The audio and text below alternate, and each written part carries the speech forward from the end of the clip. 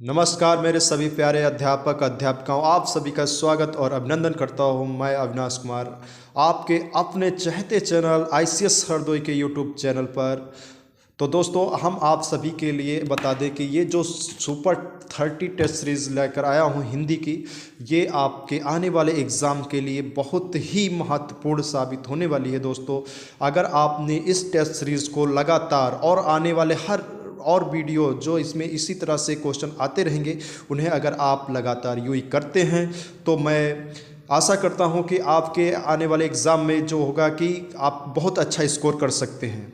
ठीक है, तो दोस्तों आज की क्लास जो इसका पहला क्वेश्चन है, हिंदी के जिन वर्णों का उच्चारण करते समय केवल श्वास का प्रयोग किया जाए उन वर्णों को क्या कहते हैं? उन वर्णों को क्या कहा जाता है? दोस्तों, आपका विकल्प दिया गया अघोष, दूसरा है सघोष, अल्पप्राण या महाप्राण। तो दोस्तों बताइए, आप गेस करिए इसमें से क्या हो सकता है। तो इसका दोस्तों आंसर जो हो जाएगा वो हो जाएगा अघोष वर्ड। ठीक है, अघोष। अघोष वर्ड दोस्तों कौन से होते हैं? अघोष प्रत्येक वर्ग का पहला और दूसरा वर्ग जो होता है वो अघोष कहलाते हैं, और प्रत्येक वर्ग के दूसरे, तीसरे, चौथे और पांचवें वर्ग क्या कहलाते हैं? सघोष।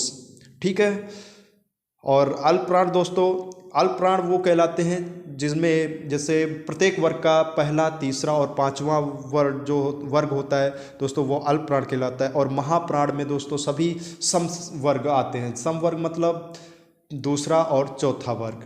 ठीक है, तो उम्मीद करता हूँ कि आपको ये कॉन्सेप्ट क्लियर हुआ होगा। तो बढ़ते हैं अगले क्वेश्चन की ओर। चलिए दोस्तों, अगला क्वेश्चन है आपके सामने। देखिए, इसी तरह से सभी टेस्ट सीरीज आने वाले हैं।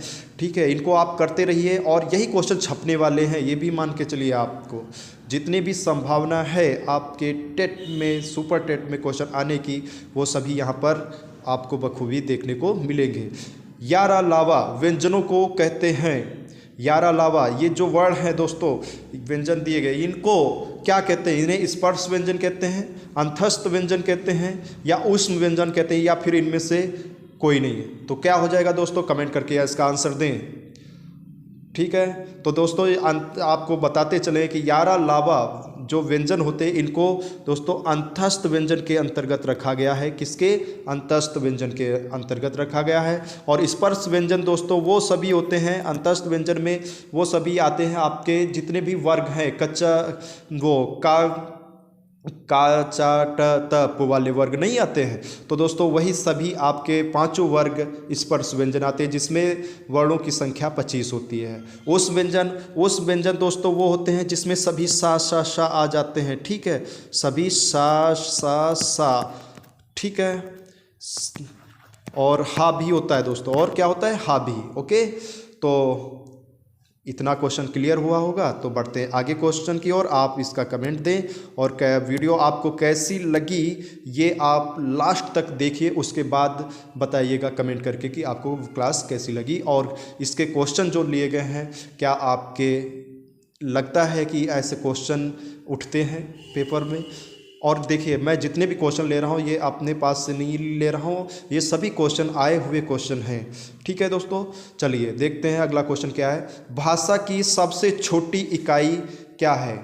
चलिए दोस्तों बताओ भाई, भाषा की सबसे छोटी इकाई जो होती है उसे क्या कहते हैं? कमेंट करके सभी लोग आंसर देंगे इसका।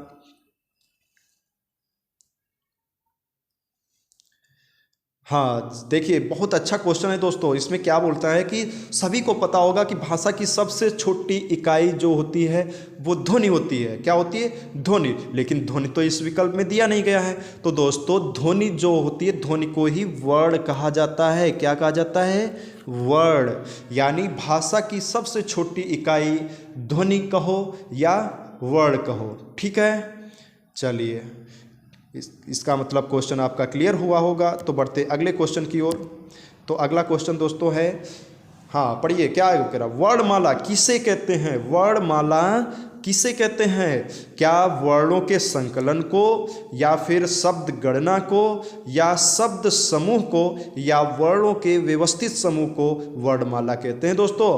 तो इसमें से क्या विकल्प सही हो जाएगा, आप लोग इसका आंसर कमेंट करके दें। देखिए, आप अपनी कॉपी पेन ले लीजिए सभी दोस्तों, और उसमें हर एक क्वेश्चन, जितने क्वेश्चन हैं सभी को आप लिखते हुए चलेंगे कि पहले का ए सही, दूसरे का बी सही, मतलब किसमें क्या सही, ठीक है, उसको आप लिख लेंगे। और आपने कितने सही क्वेश्चन किए कमेंट करके ये लास्ट में हमें ज़रूर बताएं कि आपने 30 क्वेश्चंस में से कितने सही किए, ठीक है। तो वर्णमाला किसे कहते हैं दोस्तों? तो सभी को पता होगा कि वर्णमाला किसे कहते हैं। वर्णों के व्यवस्थित समूह को, वर्णों के व्यवस्थित समूह को दोस्तों वर्णमाला कहा जाता है, ठीक है। चलिए बढ़ते हैं अगले क्वेश्चन की ओर। अगला क्वेश्चन दोस्तों दिया गया है, पंचानन शब्द में अनुस्वार जिस ध्वनि के स्थान पर प्रयुक्त किया गया है वह कौन सा शब्द है, वह मतलब कौन सा अनुस्वार है। पंचानन शब्द में किस अनुस्वार का, जिस ध्वनि का उच्चारण किया गया है वो कौन सा आता है पंचानन में? क्या ना आता है, हुआ आता है, ना आता है या ना आता है? तो देखिए दोस्तों, इसका जो राइट आंसर हो जाएगा दोस्तों वो हो जाएगा उआ। क्या हो जाएगा? ये दोस्तों इसमें निकलता है, ठीक है। क्या होता है इसमें? ये निकलेगा अनुस्वार। चलिए बढ़ते हैं अगले क्वेश्चन की ओर। अगला क्वेश्चन दोस्तों कह रहा है कि वह वर्ण जिसका उच्चारण ताल से होता है, वह वर्ण जिसका उच्चारण ताल से होता है वह क्या होता है? बहुत ही सिंपल सा क्वेश्चन है दोस्तों। इसका आंसर मैं चाहूँगा कि सभी लोग कमेंट करके फटाक से आंसर दें। हाँ, इसका जो राइट आंसर दोस्तों हो जाएगा वो हो जाएंगे तालु से। आपको देखते ही आपको पता चल रहा होगा कि तालव्य वर्ण में आता है, ठीक है दोस्तों। तो फिर मूर्धन्य में कौन से आते हैं? मूर्धन्य वर्ग में जो होते हैं कौन सा वर्ग आता है दोस्तों? इसमें टा वर्ग आता है। कौन सा? टा वर्ग आता है। ओष्ठ में वर्ग में कौन सा आता है दोस्तों? ओष्ठ में आता है पा वर्ग। कौन सा? पा वर्ग आता है दोस्तों। और कंठ में कौन सा आता है दोस्तों? कंठ में आता है का वर्ग। कौन सा? का वर्ग। और तालव्य में दोस्तों कौन सा आता है? तालव्य में दोस्तों आता है, जितने भी ताल से शब्द बोले जाते हैं वो सभी ताल में आते हैं दोस्तों, ठीक है। चा वर्ण। कौन से? चा वर्ण, ठीक है। बढ़ते हैं दोस्तों अगले शब्द की ओर। चलिए अगला क्वेश्चन दोस्तों, अगला क्वेश्चन कह रहा है कि निम्नलिखित में कंठ ध्वनियाँ कौन सी हैं? ऐसी कंठ ध्वनियाँ दोस्तों कौन सी ध्वनियाँ हैं जो कंठ से बोली जाती हैं? चलिए फटाक से इसका आंसर दीजिए, देखते ही इसका आंसर आ जाएगा, ठीक है। इसका विकल्प जो सही हो जाएगा दोस्तों वो हो जाएगा फर्स्ट, यानी का, खा। ओके, ये का वर्ग जितना भी है, का वर्ग वो सब इसमें कंठ ध्वनियाँ कहलाती हैं, का वर्ग। ओके, और इसके साथ साथ और भी इसमें का वर्ग तो आती है दोस्तों, और इसमें ये जो है आपका आ और बड़ा आ, ठीक है, ये भी इसी में का वर्ग के अंतर्गत आता है। और दोस्तों एक और वर्ड है हा, हा भी आपका कंठ ध्वनियों में ही आता है, ठीक है।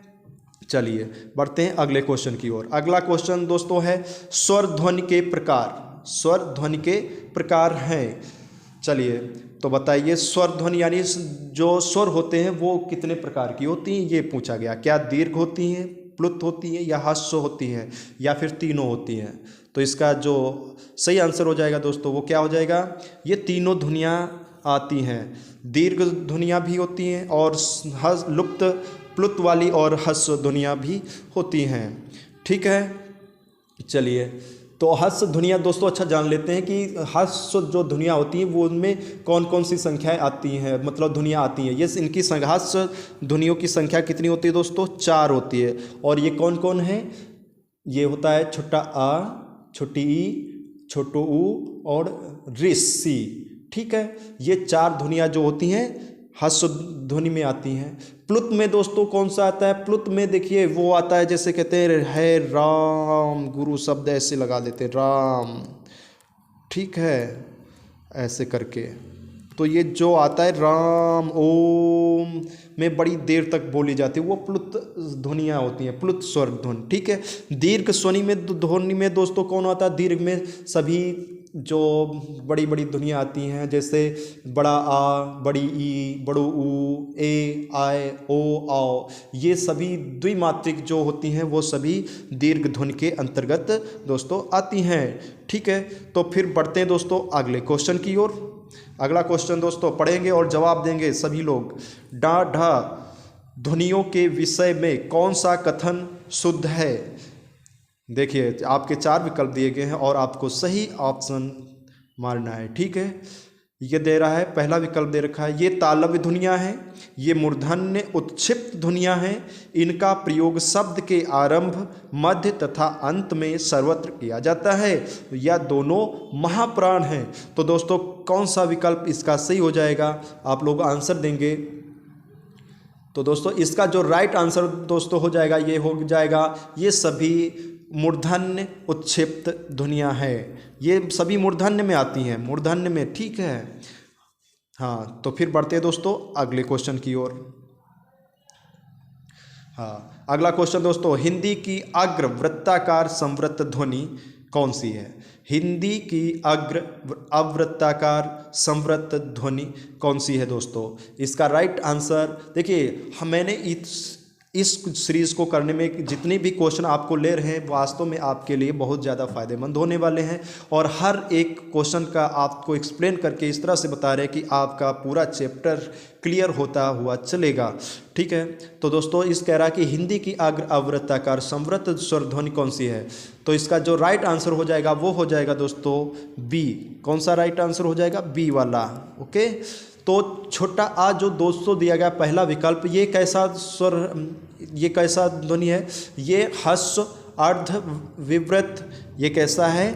छोटा आ जो होता है दोस्तों इसे कहते हैं ह्रस्व अर्ध विवृत और मध्य स्वर, इसे मध्य स्वर भी कहते हैं दोस्तों। ठीक है, जो बड़ा आ है दोस्तों ये क्या है? बड़ा आ जो दोस्तों होता है ये विवृत और पश्च स्वर कहलाता है। ठीक है, और ए जो ए शब्द है दोस्तों ये क्या होता है? ये अर्ध विवृत और अग्रस्वर कहलाता है।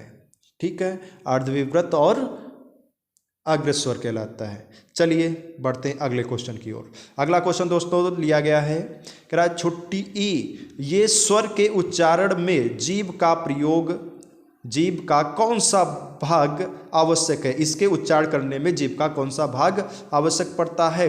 छोटी ई कहने में। ई देखिए दोस्तों, कहिए आपको अभी देखते ही जैसे आप इसका उच्चारण करते हो अपने आप पता चल जाएगा।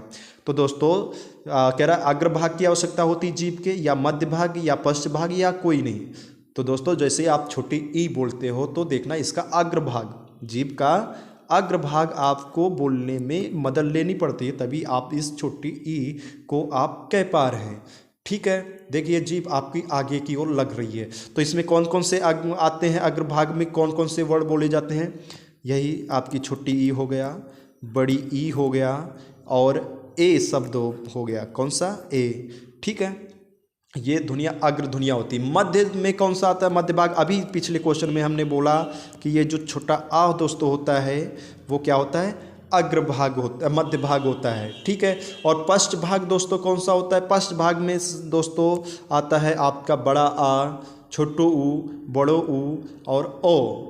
ठीक है, देखा कि इनमें छोटा आ, बड़ा आ और बड़ो ऊ ये सब बोल लेते हैं, पीछे का कंठ की ओर जा रहा है दोस्तों। ठीक है, तो इसका जो पश्च भाग हो जाएगा उसमें बड़ा आ, बड़ो ऊ, छोटो ओ ये सभी आते हैं। ठीक है, तो दोस्तों बढ़ते अगले क्वेश्चन की ओर। जो इसका राइट दोस्तों, पहली बात तो इसका जो राइट आंसर हो जाएगा वो कौन सा हो जाएगा? इसका क्या बोला था? छोटी ई। छोटी ई कैसा है शब्द दोस्तों? ये अग्रभाग के अंतर्गत आता है। तो इसका राइट आंसर दोस्तों क्या हो जाता है? ए वाला। ठीक है, बढ़ते हैं अगले क्वेश्चन की ओर। अगला क्वेश्चन दोस्तों दिया गया है, निम्नलिखित में से कौन सी व्यंजन ध्वनियाँ स्पर्श संघर्षी कहलाती है? मतलब स्पर्श व्यंजन तो ही हैं लेकिन संघर्षी भी हैं। संघर्षी का मतलब क्या होता है? संघर्षी जिन्हें बोलने में थोड़ी सी धुन की आवश्यकता पड़ती है, घर्षण सा होता है। ठीक है, तो इसका जो राइट आंसर दोस्तों हो जाएगा वो हो जाएगा ए वाला। कौन सा ऑप्शन हो जाएगा? ए ऑप्शन हो जाएगा।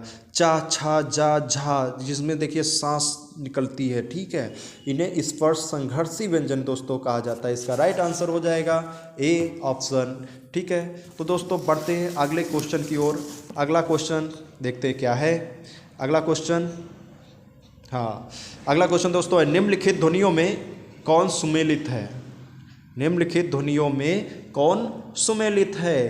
तो विकल्प नंबर ए गा अघोष है, फ अल्पप्राण है, स ऊष्म है, ठ सघोष है। कौन सा विकल्प इसमें सही है? तो दोस्तों इसका जो राइट आंसर हो जाएगा वो हो जाएगा सा ऊष्म व्यंजन है। सभी को पता है कि ऊष्म व्यंजन में दोस्तों कौन कौन से आते हैं? ऊष्म व्यंजन में दोस्तों वो सभी आते हैं आपके सा, शा, सा और हा। ठीक है, और फा दोस्तों क्या है? फा जो है इसमें ये महाप्राण में आता है। फा जो अल्प प्राण नहीं होता है, ये महाप्राण में आता है। किसमें? महाप्राण में। ओके, ठीक है, ये महाप्राण होता है। और गा अघोष नहीं होता है, ये अघोष नहीं होता है दोस्तों। देखिए आपका सघोष और अघोष दोस्तों क्या होते हैं? पहला और दूसरा वर्ग आपका अघोष होता है, ठीक है, और तीसरा, चौथा और पांचवा वर्ग आपका सघोष कहलाता है। तो का, खा, गा तीसरे नंबर पर आता है, तो इसका मतलब ये सघोष हो जाएगा। तो ये अघोष तो नहीं होता है, ठीक है, ये सघोष में होता है। सघोष कहो या घोष वर्ण कहो, ठीक है, सघोष। चलिए ठीक है, तो दोस्तों और ठा क्या ये सघोष है? टा ठा, देखिए दूसरा वर्ड ही ठा आ रहा है, ठा दूसरे नंबर पर आ रहा है, तो ये क्या हो जाएगा? ये सघोष नहीं, ये अघोष होता है। ठीक है, तो इसका जो इस क्वेश्चन का राइट आंसर दोस्तों हो जाएगा वो कौन सा हो जाएगा? सा ही ऊष्म व्यंजन होता है, जो आपको सही बताया गया इसमें। ठीक है, चलिए बढ़ते हैं अगले क्वेश्चन की ओर। तो अगला क्वेश्चन दोस्तों दिया गया है, सा के अंतर्गत आते हैं। ये सा जो हैं दोस्तों, ये जो वर्ड हैं, व्यंजन हैं, ये कह रहा है किसके अंतर्गत आते हैं? ये ऊष्म व्यंजन कहलाते हैं या स्पर्श व्यंजन कहलाता है? ये अंतस्थ व्यंजन या संयुक्त व्यंजन कहलाते हैं। सा। तो दोस्तों इसका जो राइट आंसर हो जाएगा वो आप कई बार देखिए, मैं पीछे कई क्वेश्चनों में इनको समझा चुका हूँ अच्छे से, तो इसका आंसर तो आप फटाक से दे रहे होंगे। चलिए कमेंट करके आप इसका आंसर देंगे। किसी बच्चे का गलत नहीं होना चाहिए ये आंसर, ठीक है। तो ये दोस्तों इसका जो राइट आंसर हो जाएगा वो हो जाएगा ऊष्म व्यंजन। क्या हो जाएगा? ऊष्म व्यंजन, ठीक है। जितने भी सा आते हैं, तीनों सा और हा, ये किस में आते हैं? हा भी देखिए आपका ऊष्म व्यंजन के अंतर्गत आता है, ठीक है। स्पर्श व्यंजन दोस्तों क्या होते हैं? स्पर्श व्यंजन में हमने बोला जितने भी आपके वर्ग होते हैं, पांचों वर्ग का, च, ट, त, प, ठीक है, ये पांचों वर्ग जो होते हैं स्पर्श व्यंजन के अंतर्गत आते हैं। और दोस्तों आप बता दें कि अंतस्थ व्यंजन कौन से होते हैं? आपने पढ़े होंगे या, रा, ला, वा, या, रा, ला, वा, ठीक है। ये किसके अंतर्गत आते हैं दोस्तों? यार अलावा अंतस्थ व्यंजन के अंतर्गत आते हैं। और संयुक्त व्यंजन दोस्तों, संयुक्त स्वर कौन से होते हैं? संयुक्त स्वर होते हैं आपके छत्र, ज्ञ और श्र, ठीक है, छत्र, ज्ञ और श्र। तो इसका इस क्वेश्चन का दोस्तों राइट आंसर हो जाएगा ऊष्म व्यंजन। चलिए बढ़ते हैं अगले क्वेश्चन की ओर। अगला क्वेश्चन दोस्तों कह रहा है अनुनासिक व्यंजन कौन से होते हैं? कौन सा? अनुनासिक व्यंजन कौन से होते हैं? चलिए अनुनासिक व्यंजन आप देखिए, अनुनासिक में क्या होता है? जो नाक से बोले जाते हैं दोस्तों, जिनके उच्चार करने में नाक की आवश्यकता पड़ती है, ठीक है, वो अनुनासिक व्यंजन के अंतर्गत आते हैं। तो प्रत्येक वर्ग का प्रथम अक्षर इसका हो जाएगा, या फिर प्रत्येक वर्ग का तृतीय अक्षर हो जाएगा, या वह प्रत्येक वर्ग का चौथा व्यंजन, या प्रत्येक वर्ग का पंचमाक्षर। देखिए पंचमाक्षर जो लास्ट के पांचवें वर्ग का होता है, प्रत्येक 5 वर्ग होते हैं, और पांचवें इस पांचों वर्ग के जो अंतिम वर्ण होते हैं, पांचवा अक्षर, ठीक है, वो सभी अनुनासिक के अंतर्गत आते हैं, ठीक है। तो फिर दोस्तों बढ़ते हैं अगले क्वेश्चन की ओर। अगला क्वेश्चन दोस्तों कहा गया कि अयोगवाह कहा जाता है? अयोग्यवा मतलब अयोग्यवा किसे कहा जाता है? कि बिल्कुल सिंपल सा क्वेश्चन है, लेकिन बहुत बार क्वेश्चन पूछा जाता है। क्वेश्चन देखिए, वर्णमाला से ही आपकी टेस्ट सीरीज जो ये दोस्तों चल रही है, ये है वर्णमाला किससे अंतर्गत, और वर्णमाला से जितने भी संभावित क्वेश्चन आपके टेस्ट सीरीज में आपके आने वाले एग्जाम में या फिर अभी तक आए हुए एग्जाम में पूछे गए क्वेश्चन हैं, उन सभी को यहाँ पर संकलित किया गया है दोस्तों। ठीक है, तो इस क्वेश्चन का आप आंसर देंगे, अयोग्यवाह किसे कहा जाता है? विसर्ग को, महाप्राण को, संयुक्त व्यंजन को या अल्पप्राण को? तो दोस्तों इसका जो अयोग्यवाह है, ठीक है, इसका जो राइट आंसर हो जाएगा अयोग्यवाह दोस्तों, समझ लीजिएगा प्यार से। ठीक है, जो अयोग्यवाह दोस्तों होते हैं, इन्हें विसर्ग जो होते हैं, विसर्ग ध्वनियाँ, ठीक है, इन्हें आप अनुनासिक कहते हैं। और अनुनासिक के अंतर्गत दोस्तों कौन कौन से वर्ड आते हैं? अंग और अनुनासिक नहीं है दोस्तों, अयोग्यवाह। अयोग्यवाह के अंतर्गत कौन कौन से आते हैं? अंग और आहा। अनुनासिक में पंचमाक्षर आते हैं प्रत्येक वर्ग का। ठीक है, चलिए।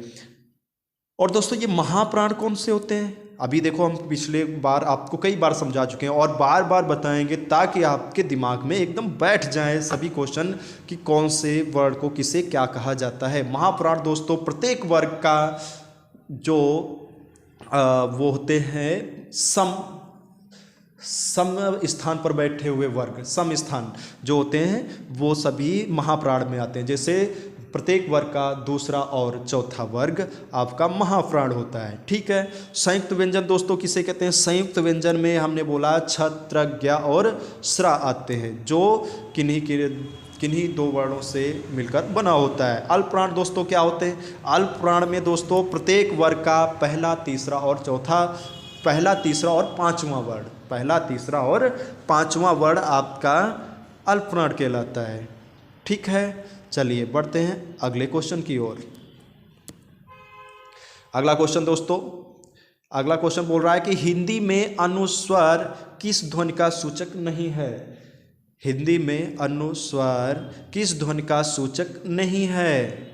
जिसमें मतलब ये नहीं आता है, ये अनुस्वर मतलब जो इससे नाक की आवश्यकता नहीं पड़ती, नाक से नहीं बोलने की आवश्यकता पड़ती है, वो कौन सा है दोस्तों? तो इसे देखते ही आप जैसे ऐसे ये सब बोलते हो तो दोस्तों आपको पता चल जाता है या में तो नाक की आवश्यकता नहीं पड़ी। तो दोस्तों इसका जो राइट आंसर हो जाएगा वो हो जाएगा ऑप्शन नंबर डी, या वाला। ठीक है, या दोस्तों किसके अंतर्गत आता है? या आता है दोस्तों अंतस्थ व्यंजन में। किसमें? अंतस्थ व्यंजन में। और दोस्तों या और वाह जो वर्ड आते हैं दोस्तों, इन्हें अर्धस्वर भी कहा जाता है। या और वाह को अर्धस्वर भी कहा जाता है, ये भी कई बार क्वेश्चन पूछा गया है। ठीक है, तो हिंदी में अनुसार किन ध्वनि का सूचक नहीं है? जो इस क्वेश्चन विकल्प दिए गए थे उनमें आपका राइट आंसर हो जाएगा विकल्प नंबर डी। बढ़ते हैं अगले क्वेश्चन की ओर। चलिए अगला क्वेश्चन दोस्तों, श्र एक संयुक्त व्यंजन है, हाँ सभी जानते हैं। इसमें किन दो वर्णों को सम्मिलित किया गया है? मतलब जो श्र शब्द दोस्तों है, ये श्र अक्षर ये किन दो वर्णों से मिलकर बना होता है? हमें आशा है, पूर्ण विश्वास है कि सभी को ये पता होगा।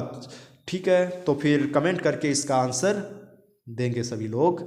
तो 18 नंबर क्वेश्चन का आंसर जो दोस्तों हो जाएगा वो हो जाएगा शा और रा से मिलकर बना होता है, विकल्प नंबर सी। कौन सा? विकल्प नंबर सी इसका राइट आंसर हो जाएगा। चलिए बढ़ते हैं अगले क्वेश्चन की ओर। अगला क्वेश्चन नंबर 19, हिंदी की स्पर्श, घोष, महाप्राण, ओष्ठ व्यंजन ध्वनि कौन सी है? कह रहा है कि हिंदी में जो ये दिया गया है वो स्पर्श व्यंजन भी हो, महाप्राण भी हो और ओष्ठ व्यंजन भी हो। मतलब महाप्राण है, घोष भी है, ओष्ठ भी है, स्पर्श व्यंजन भी है। ऐसा कौन सा वर्ड है? आपके चार विकल्प सामने, भा, ठ, थ और हा। ठीक है, तो इसका जो राइट आंसर दोस्तों हो जाएगा वो हो जाएगा भा, यानी विकल्प नंबर 1। जो भा है दोस्तों ये स्पर्श भी घोष है, महाप्राण है, ओष्ठ भी है। ठीक है, था दोस्तों कैसा होता है? था आपका जो दिया गया है, था दोस्तों हो जाता है आपका दंत में आता है। था, ता, था, दा, दा ये सभी दंत में आते हैं। अघोष होता है और महाप्राण है, अघोष है। देखिए और ठ ठ शब्द दोस्तों कैसा है, ये मूर्धन्य है, महाप्राण और अघोष है। ठीक है, और जो हा दोस्तों ये ऊष्म व्यंजन होता है, कैसा ऊष्म व्यंजन है। ऊष्म व्यंजन में कौन कौन से बोले थे, ऊष्म या स्पर्श संघर्षी व्यंजन, सा, तीनों सा और हा ये उसमें आता है ऊष्म व्यंजन में। ये कंठ भी होता है और सघोष भी होता है।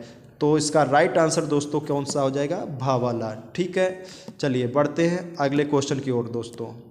चलिए अगला क्वेश्चन आपका क्वेश्चन नंबर 20 कह रहा का व्यंजन के विषय में निम्न में से कौन सा सही है। मतलब का क्या है, का व्यंजन है, इसे क्या क्या कहा जा सकता है। इसे का जो है ये अल्पप्राण, अघोष, स्पर्शी, कंठविंद ध्वनि है क्या, ये महाप्राण है, सघोष है, घोष है, स्पर्शी या कंठ ध्वनि है, या फिर ये अल्पप्राण, घोष, संघर्षी, कंठ है, या फिर ये महाप्राण, अघोष, संघर्षी, कंठ ध्वनि है। तो दोस्तों इसका देखिए क्वेश्चन बनाने का यही तरीका होता है।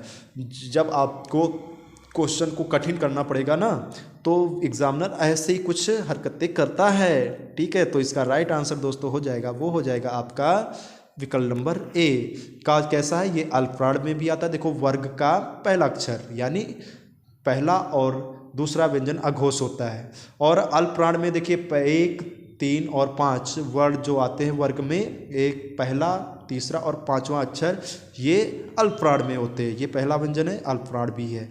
स्पर्शी तो है ही है, कचटता जितने आते हैं वर्ग, पांचों वर्ग स्पर्शी होते हैं। कंठ ध्वनियाँ देखिए का वर्ग जो होता है ये कंठ से बोला जाता है। ठीक है, चलिए बढ़ते अगले क्वेश्चन की ओर। अगला क्वेश्चन दोस्तों दिया गया है ड और ढ। ड ड ये क्या हैं, ये संयुक्त स्वर हैं, द्विगुण व्यंजन है, या स्वर हैं, या व्यंजन है दोस्तों। बहुत ही मोस्ट इम्पोर्टेंट क्वेश्चन, बहुत ही अच्छा क्वेश्चन है दोस्तों। इसका जो राइट आंसर दोस्तों हो जाएगा, आप लोग कमेंट करके मुझे बताएंगे। चलिए इसका जो दोस्तों राइट आंसर हो जाएगा वो हो जाएगा द्विगुण व्यंजन। कौन सा, द्विगुण व्यंजन। ओके, चलिए बढ़ते हैं। हाँ, तो इस क्वेश्चन में थोड़ा समझ लेते हैं दोस्तों। संयुक्त व्यंजन आपको कई बार बता चुका हूँ। संयुक्त व्यंजन के अंतर्गत वो सभी वर्ण आते हैं जो 2 अक्षरों से मिलकर बने होते हैं, जैसे छत्र, ज्ञ और श्र। ठीक है, स्वर ध्वनियाँ दोस्तों कौन सी होती है, स्वर में छोटा आ से लेकर अंग आहा ये सभी स्वर ध्वनियाँ हैं। ठीक है, व्यंजन स्वर ध्वनियों की संख्या दोस्तों कितनी होती है, 11। ठीक है, और जो होता अंग और आहा को मिला के दोस्तों टोटल मिला के 13 हो जाते हैं। लेकिन मान्य जो आपकी ज़्यादातर मतलब आता है क्वेश्चन में, तो पूछा जाए कि स्वरों की कितनी ध्वनियाँ, तो दोस्तों 11 ही लगाई जाती हैं। अगर पूछा जाए कि व्यंजन कितने हैं, व्यंजन वर्णों की संख्या दोस्तों वो होती है 33। चलिए बढ़ते हैं अगले क्वेश्चन की ओर। अगला क्वेश्चन, व्यंजन के कितने भेद होते हैं। व्यंजन के कितने भेद होते हैं, यानी व्यंजन जो अक्षर होते हैं, वर्ण होते हैं, इनको कितने पार्टों में बांटा गया है दोस्तों। व्यंजन वर्णों को 3 पार्टों में बांटा गया। बहुत ही अच्छा क्वेश्चन, लाजवाब क्वेश्चन। ठीक है, व्यंजन के कितने भेद होते हैं दोस्तों, 3 होते हैं। व्यंजन वर्णों को 3 पार्टों में बांटा गया है, 3 पार्टों में बांटा गया है। एक होता है इसे स्पर्श व्यंजन। कौन सा, स्पर्श व्यंजन। दूसरा इसे अंतस्थ व्यंजन कहते हैं। देखिए कौन कौन से होते हैं, अंतस्थ व्यंजन। और तीसरा दोस्तों इसे ऊष्म व्यंजन के रूप में भी बांटा गया है। कौन सा, ऊष्म व्यंजन के अंतर्गत। ठीक है, चलिए तो कौन कौन से होते हैं व्यंजन के कितने पार्ट दोस्तों होते हैं, 3। कौन, एक स्पर्श व्यंजन, दूसरा अंतस्थ व्यंजन, तीसरा ऊष्म या संघर्षी व्यंजन। ठीक है, तो दोस्तों हमें पूरा विश्वास है कि आपको ये क्वेश्चन समझ आया होगा। तो बढ़ते हैं दोस्तों अगले क्वेश्चन की ओर। चलिए अगला क्वेश्चन दोस्तों दिया गया है, किस शब्द में संयुक्ताक्षर प्रयोग किया गया है। संयुक्ताक्षर मतलब जिसमें जो 2 अक्षरों से मिलकर बना, मतलब जिसके 2 अक्षर होते हैं दोस्तों, जिसमें एक ही वर्ड 2 बार यूज होता है, संयुक्त व्यंजन कहलाते हैं, संयुक्ताक्षर वर्ड कहलाते हैं। इसमें जैसे देखिए भक्त में ता दोस्तों 2 बार यूज हुआ है, ऐसे ता, ये भी ता माना जाता है, ये भी ता, देखिए 2 बार ता आया है। कोई भी शब्द इस तरह से दिया गया है तो वो संयुक्ताक्षर होता है। ठीक है, चलिए बढ़ते हैं अगले क्वेश्चन की ओर। अगला क्वेश्चन दोस्तों कह रहा है 2 समान व्यंजनों से बना संयुक्ताक्षर है। 2 समान व्यंजनों से बना संयुक्ताक्षर कौन सा हो जाएगा दोस्तों, पुस्तक, गुप्त, पता, वर्ग। इसका जो राइट आंसर दोस्तों हो जाएगा दो समान व्यंजनों से बना संयुक्ताक्षर। तो इसका राइट आंसर दोस्तों हो जाएगा पत्ता। देखिए यहाँ पर जो है दोस्तों ये मिस्टेक हुई, यहाँ पर ये पता नहीं, यहाँ पर पत्ता लिखा गया है। क्या लिखा गया है? पत्ता। ठीक है, ऐसे पत्ता। और अभी मैं पिछले क्वेश्चन में बता चुका हूँ दोस्तों, जहाँ पर दो वर्ड मतलब कोई भी वर्ड अगर यूज हुए हैं, एक ही दो क्वेश्चन मतलब एक ही वर्ड दो बार यूज हुआ है एक साथ में, जैसे एक आधा एक पूरा, ठीक है, तो वहाँ पर वो संयुक्ताक्षर कहलाते हैं। जैसे पत्ता में ऐसे हुआ है, ठीक है, ता देखिए दो बार आया है, तो यही आपका जो राइट आंसर हो जाएगा ऑप्शन नंबर सी, पत्ता। ठीक है, बढ़ते हैं अगले क्वेश्चन की ओर। अगला क्वेश्चन दोस्तों दिया गया है, श्रम किन संयुक्ताक्षर से बना है? श्रम किन संयुक्ताक्षर से बना है? तो दोस्तों श्र आप जो देख रहे हैं दोस्तों, ये किससे मिलकर बना होता है? सा और रा से। विकल्प नंबर और म, यानी ये आपका आंसर जो राइट दोस्तों हो जाएगा विकल्प नंबर सी सही हो जाएगा। ठीक है, आप टेस्ट सीरीज करते रहिए और आगे बढ़ते रहिए। और दोस्तों आप लोगों से हम ये नहीं बोलेंगे कि आपको ये क्लास अगर अच्छी लग रही है तो इसे लाइक करें या दोस्तों में अपने शेयर करें। हम यही आपसे रिक्वेस्ट करते हैं कि आप क्लास को पूरा लास्ट तक देखेंगे और लास्ट तक देखने के बाद में जब आपको लगे कि वास्तव में हाँ ये जितने भी क्वेश्चन हमने लिए हैं वो सभी आपके एग्ज़ाम व्यू से अच्छे हैं और ये क्वेश्चन अक्सर पूछे जाते हैं, अगर आपको लगता है कि इनसे आपका कुछ भला हो सकता है तो दूसरे का भी भला हो सकता है, तभी आप वीडियो को लाइक करें और दोस्तों में शेयर करें। ठीक है, तब तक आप बने रहिए इस क्लास में और बढ़ते रहिए, पढ़ते रहिए। बढ़ते हैं अगले क्वेश्चन की ओर। चलिए अगला क्वेश्चन दोस्तों कह रहा संयुक्ताक्षर से बना शब्द, संयुक्ताक्षर से बना शब्द। फिर से संयुक्ताक्षर की बात आ गई दोस्तों, तो इसमें से कौन सा विकल्प सही हो जाएगा? देखिए क्वेश्चन किस किस प्रकार से बन रहे हैं दोस्तों। ठीक है, तो दोस्तों इसका जो राइट आंसर हो जाएगा दोस्तों वो हो जाएगा पत्र। क्या हो जाएगा? पत्र। ये पतत्र दोस्तों कोई शब्द ही नहीं होता है, ये पत्र, ये भी गलत लिखा हुआ है, ये पत्र ये भी गलत लिखा हुआ है, इसमें यहाँ पर हलंत लगा था, ठीक है, फिर भी वो गलत है, ऐसे नहीं होता है दोस्तों। इसका जो राइट आंसर हो जाएगा वो हो जाएगा पत्र। ठीक है, ये संयुक्ताक्षर से बना हुआ है दोस्तों। ठीक है, क्वेश्चनों को देखिए कैसे तोड़ मरोड़ रहा है दोस्तों। ठीक है, बढ़ते हैं अगले क्वेश्चन की ओर। अगला क्वेश्चन दोस्तों दिया गया है, छोटी ई बड़ी ई छोटू और बड़ो क्या है? ये क्या है दोस्तों? ये स्वर है, ये व्यंजन है, स्वर एवं व्यंजन दोनों हैं या इनमें से कोई नहीं है? तो इसका जो राइट आंसर दोस्तों हो जाएगा वो कमेंट करके आप लोग हमें बताएंगे कि छोटी ई बड़ी ई छोटू बड़ो ये क्या है? ये सभी दोस्तों क्या है? ये सभी स्वर ध्वनियाँ हैं। ठीक है, ये व्यंजन ध्वनि के अंतर्गत आती हैं क्या? नहीं। ठीक है, ये स्वर और व्यंजन दोनों तो हो नहीं सकते, यानी ये क्या है? आपके स्वर हैं। ठीक है, तो बढ़ते अगले क्वेश्चन की ओर। चलिए अगला क्वेश्चन दोस्तों, जहाँ मुझे लगता है कि जिस क्वेश्चन में आपको समझाया जा सके उस क्वेश्चन को मैं अच्छे तरीके से समझाने का प्रयास कर रहा हूँ दोस्तों। अगर आपको वीडियो अच्छी लगती है तो दोस्तों आपसे अब रिक्वेस्ट करना चाहेंगे कि आप वीडियो को लाइक करें, कमेंट करके आप बताएं कि आपको क्लास कैसी लगी और इसे आज अपने दोस्तों में शेयर करेंगे। लेकिन अभी आप कहीं जाना नहीं है, आपको लगातार कभी वीडियो में बने रहना, अभी बहुत से क्वेश्चन आने बाकी हैं। तो दोस्तों आपको हमने बोला कि 30 क्वेश्चन इसके, लेकिन नहीं, इसमें क्वेश्चन 30 से ऊपर हमने लिए हुए हैं। ठीक है, तो आप ऐसे जाएंगे नहीं जब तक पूरी टेस्ट सीरीज हो नहीं जाती है। तो इनमें से क्वेश्चन है, इनमें से व्यंजन कौन है? क्या बड़ा आ व्यंजन है, जा व्यंजन है, छोटो ऊ व्यंजन है, ए व्यंजन है? तो दोस्तों इसमें आप किसी को भी तकलीफ नहीं होनी चाहिए। इसका जो राइट आंसर हो जाएगा दोस्तों वो हो जाएगा जा। देखिए बड़ा आ छोटू ए ये सभी स्वर ध्वनि के अंतर्गत आती हैं। किसमें? ध्वनि में, स्वर में आती हैं। जा एक व्यंजन वर्ड है। तो दोस्तों इस क्वेश्चन में कोई तकलीफ नहीं। बढ़ते हैं अगले क्वेश्चन की। स्वरों की संख्या कितनी है दोस्तों? वेरी सिंपल क्वेश्चन, और इसका आंसर राइट जो दोस्तों हो जाएगा वो हो जाएगा 11। व्यंजनों की संख्या 33। ओके, चलिए बढ़ते हैं अगले क्वेश्चन की ओर। अगला क्वेश्चन दोस्तों बोल रहा है व्यंजनों की संख्या कितनी है? अभी देखो मैं बता चुका 33। चलिए अगला क्वेश्चन, का और शा से मिलकर क्या बनता है दोस्तों? का और शा से क्या मिलकर बनता है दोस्तों? ये क्वेश्चन लाजवाब क्वेश्चन, आप सभी का सही आंसर, इसका आंसर होना चाहिए। ठीक है, इसका जो राइट आंसर दोस्तों हो जाएगा वो हो जाएगा विकल्प नंबर बी यानी छा। ठीक है, बढ़ते हैं अगले क्वेश्चन की ओर। 32 नंबर सुख दुख के बीच लगने वाला ये जो चिन्ह होता है दोस्तों, इस चिन्ह को क्या कहा जाता है दोस्तों?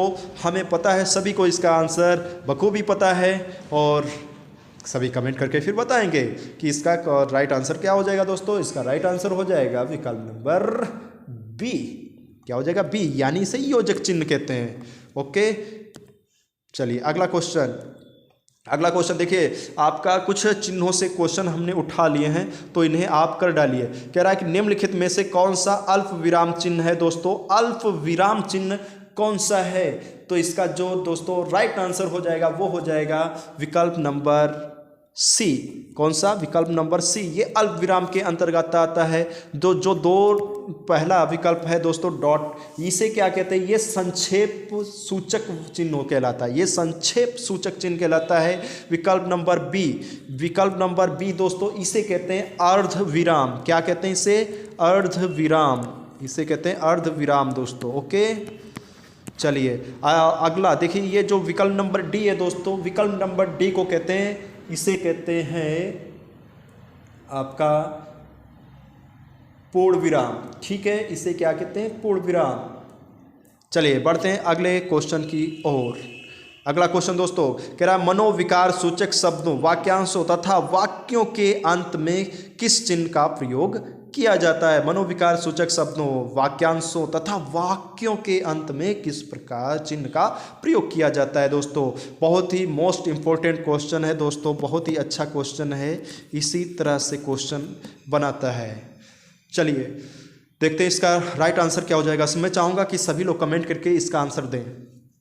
देखिए कमेंट आने चाहिए और कमेंट में करके आप ये भी बताएंगे कि आपको क्लास जो है, ये सीक्वेंस जो मैं चला रहा हूँ चैप्टर वाइज टेस्ट सीरीज़, ये आपके कैसी साबित हो रही है। क्या ये यूं ही चलती रहनी चाहिए?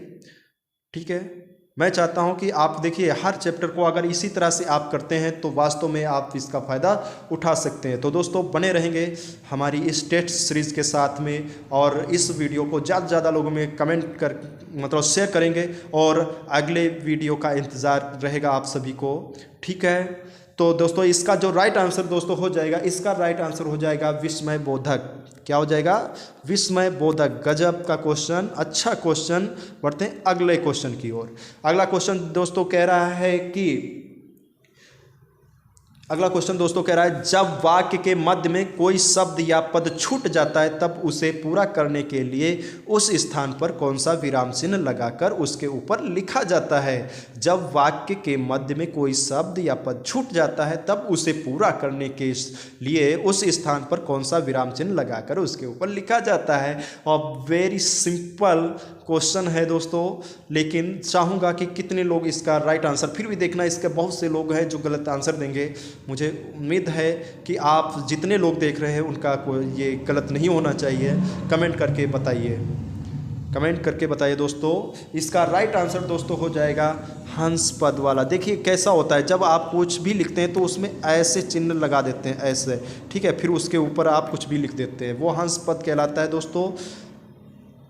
चलिए तो दोस्तों आज की टेस्ट सीरीज़ आपको कैसी लगी आप कमेंट करके मुझे बताएंगे और अपने दोस्तों में इसे शेयर करेंगे। और मैं चाहूँगा कि आप इस टेस्ट सीरीज़ का लाभ उठाएं और अपने दोस्तों को भी इसका फ़ायदा दें। ठीक है, उन्हें शेयर करके उन्हें बताएं। ठीक है, और दोस्तों ये आज मेरी पहली क्लास है, फिर भी अगर कोई त्रुटि होती है तो आप कमेंट करके बताएं, उसे संभाला जाएगा और अच्छे से ख्याल रख के अगली वीडियो तैयार की जाएगी। ठीक है, जिससे आपका अगर कहीं लगता है कहीं संशोधन करने की आवश्यकता है तो आप वो भी बताएं कमेंट करके। और अगर आपको अच्छा लग रहा है तो दोस्तों आज की क्लास आपको बहुत अच्छी लगी होगी, तो उम्मीद करते हैं इसी के फिर मिलते हैं अगले वीडियो में। तब तक के लिए नमस्कार, जय हिंद।